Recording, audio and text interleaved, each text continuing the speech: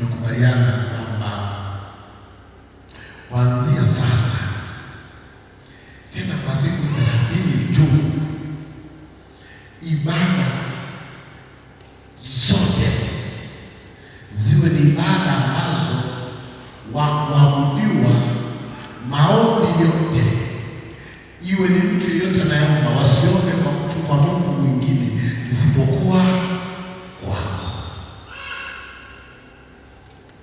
Kumbuka wameanza kumjaza sifa, naye akasema ina maana watakuwa wanaomba mimi, manake yake akasema badala ya nani ya Mungu. Kumbe walichokikusudia wanayemuinga ni mwaminifu anaitwa Daniel. Na mimi nimekwambia gharama za uaminifu, gharama mojawapo ni kuchukiwa. Sasa kuchukiwa kuko kwa aina nyingi. Kuna kuchukiwa ile ya moja kwa moja wazi wazi, lakini kuna ile kuchukiwa wanakupenda kinafiki. Jina la Bwana libarikiwe. Sasa baada ya mfalme kubali, wakasema ili asije akatugeuka kesho, akasema mfalme yeye ugonge na maombi. Jina la Bwana libarikiwe. Sasa Danieli akagundua kwamba wanataka kuniondoa kwenye nini? Kwenye ibada. Jina la Bwana libarikiwe. Ndio maana anasema sasa sitaomba kama nilivyokuwa naomba mara ya kwanza. Sasa hivi nitaomba madirisha yatakuwa wazi na milango itakuwa wazi, ili wajue hii uaminifu wanaoona si kwa sababu nyingine, bali ni kwa sababu ya Mungu aliye hai. Kuchukiwa ni gharama ambayo uaminifu lazima ukutane nayo. Kuchukiwa kwa mfano, wakati nasoma shule ya msingi, kulikuwa na mdada mmoja alikuwa anaitwa Rahel. Aisha dada alikuwa simpendi, nilikuwa simpendi, sio mimi tu, karibu darasa zima tulikuwa hatupendi. Lakini kwa nini alikuwa hatupendi? Alikuwa ni mwaminifu na alikuwa ni mkweli. Darasa letu lilikuwa la vurugu.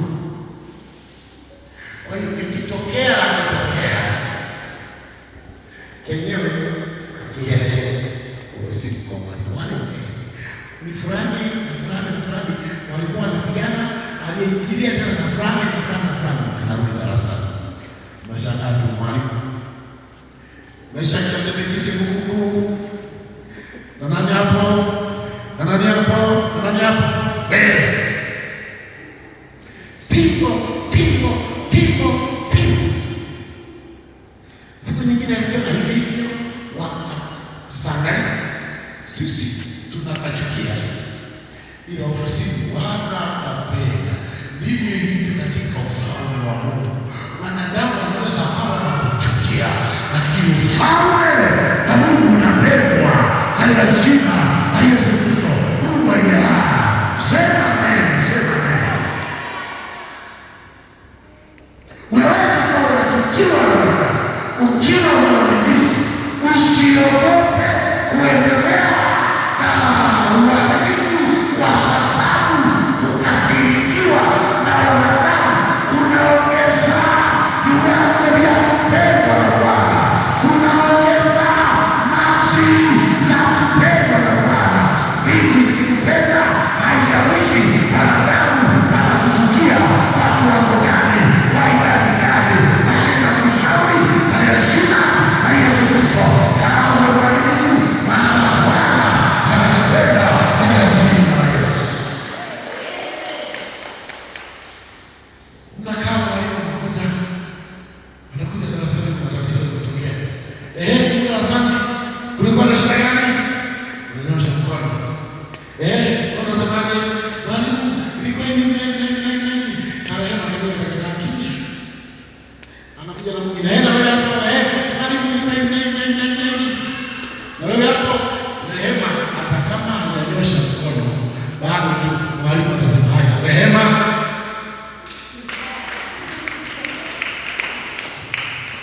Na kwa taarifa yako, ulitunyosha na mikono tukazungumza wengine zaidi ya 7, lakini atakachosema Rehema ndicho kitakachofanyika kazi. Kwa nini? Wanamwamini. Rehema ni mwaminifu. Ukishakuwa mwaminifu hauhitaji mambo mengi. Ukishakuwa mwaminifu haijalishi wengine wamesema nini. Mungu anataka kutazama wewe unamweleza nini. Ndiye Yesu makofi na vigelegele katika jina la Yesu. Haleluya. Na kasiriki kwa sawa, lakini Mungu anakupenda kwa sababu wewe ni mwaminifu. Jina la Bwana libarikiwe. Jina la Bwana libarikiwe. Jina la Bwana libarikiwe. Mwaminifu.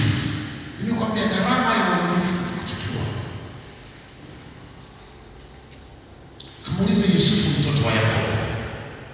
Yule mwana mdogo alikuwa na ndugu. Si Danieli alikuwa anachukiwa na mawaziri wenzake. Maana kila mtu na ndugu. Baba huyu mmoja kasoro mama. Wote walikuwa wanamchukia. Lakini angalia, wao wanamchukia, baba anampenda. Anamnunulia nani? Na nguo nzuri. Kwa nini? Ni mwaminifu. Mwaminifu anapacha nyingine ya ukweli. Mwaminifu siku zote ni ukweli. Hakuna mwaminifu asiye kweli. Jina la Bwana libarikiwe. Jina la Bwana libarikiwe. Bwana asifiwe. Haleluya. Haleluya.